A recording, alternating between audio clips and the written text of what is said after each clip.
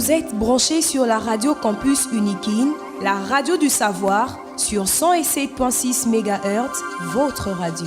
Merci de rester fidèle à votre radio Campus Alma Mater. Nous émettons sur la 107.6 MHz à modulation des fréquences. Au sommaire de ces bulletins d'information, le président de la République démocratique du Congo, Félix Antoine Tshisekedi, est arrivé ce mercredi 30 octobre à Entebbe pour une visite de travail avec le président ougandais Yoweri Museveni. Les discussions vont porter sur l'insécurité à l'est de la République démocratique du Congo. Le docteur Konrad Devriend de l'université de K11 à Belgique a reçu les diplômes doctorat honoris causa à l'université de Kinshasa. C'était au cours d'une grande cérémonie organisée ce mercredi 30 octobre 2024 par les comités de gestion de l'université de Kinshasa, chapeauté par le recteur Jean-Marie Kayembe. Les sélectionneurs nationaux des léopards de la République démocratique du Congo a rendu public une liste de 26 joueurs pour affronter les 2 dernières journées des éliminatoires de la Coupe d'Afrique des Nations CAN Maroc 2025. À la présentation de ces bulletins d'information, Glodave Boloy.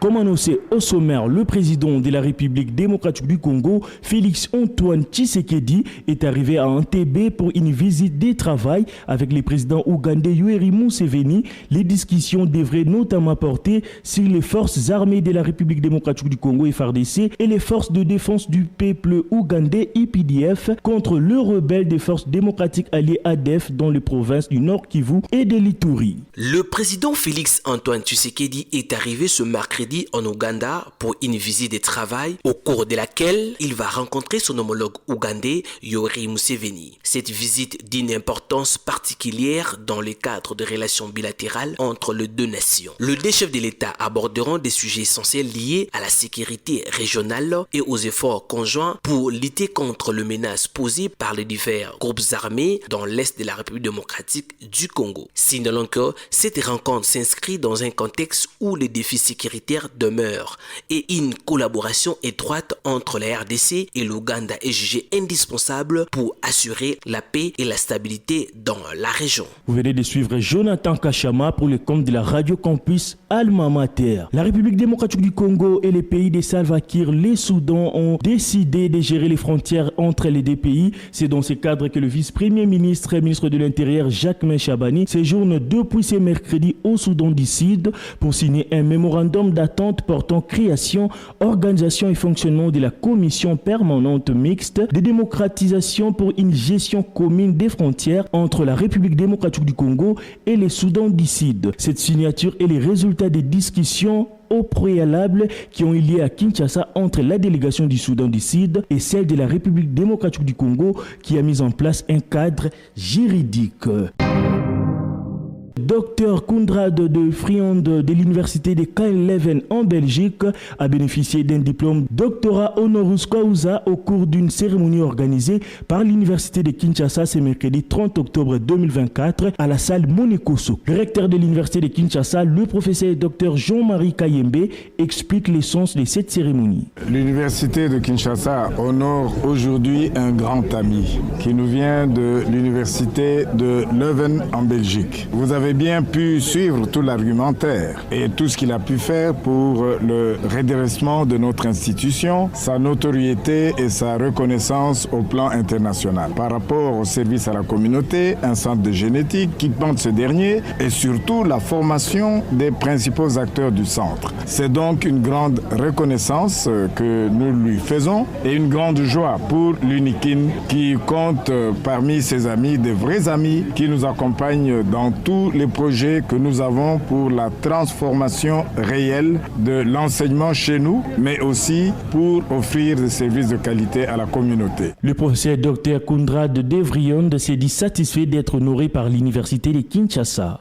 En fait, c'est un très grand honneur de recevoir ce doctorat honoris causa à cette université. Comme vous savez, c'est l'université sœur de mon alma mater de la KU Leuven. Ce qui me fait un très grand plaisir, c'est que le travail que j'ai commencé il y a 17 ans avec les collègues ici, on a formé des gens qui vont pouvoir continuer et même multiplier les efforts que nous avons commencés. Je suis aussi très heureux avec l'amitié que j'ai toujours pouvoir recevoir de mes collègues ici à l'UNIKIN et je vous remercie beaucoup.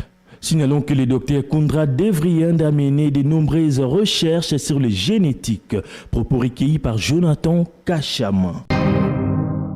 Parlons société. Kinshasa, un hélicoptère militaire des forces armées de la République démocratique du Congo a fini son vol en fait en cours d'un exercice militaire de la force aérienne à l'aéroport de Ndolo ce mercredi 30 octobre. Les 3 pilotes à bord sont décédés. Selon la RVA, ils sont tous des expatriés, précise la même source. Selon les spécialistes, les drames seraient pires si le pilote n'avait pas bien négocié son atterrissage. Il aurait fini sa course en plein marché Zegida, situé dans la commune des Barumbu, en bordure de la rivière Funa. L'aéroport de Ndolo est principalement utilisé pour des avions légers. Pour l'instant, les investigations sont en cours pour déterminer les circonstances de ces crashs.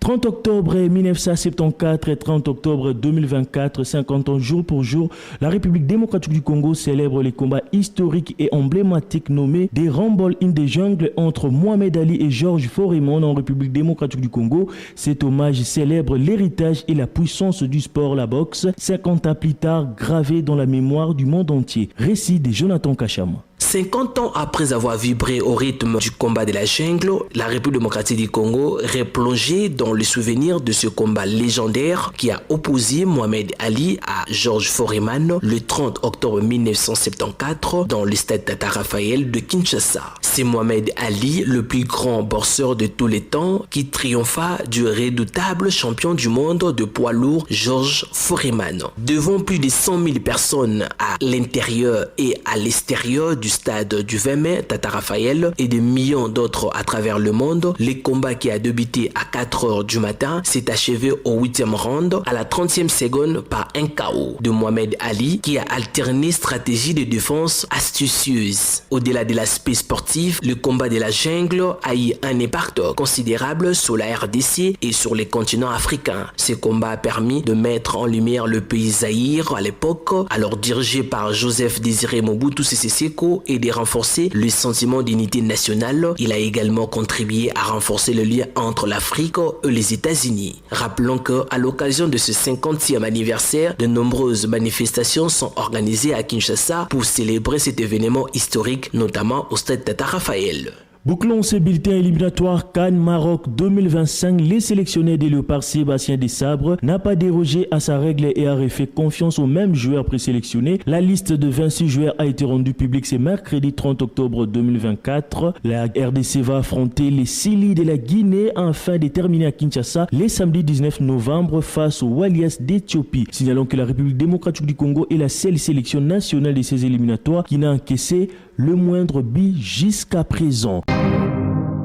Vous l'avez compris, c'est la fin de ces bulletins d'information présentés par Glodave Boloy. Je vous rappelle le principal titre.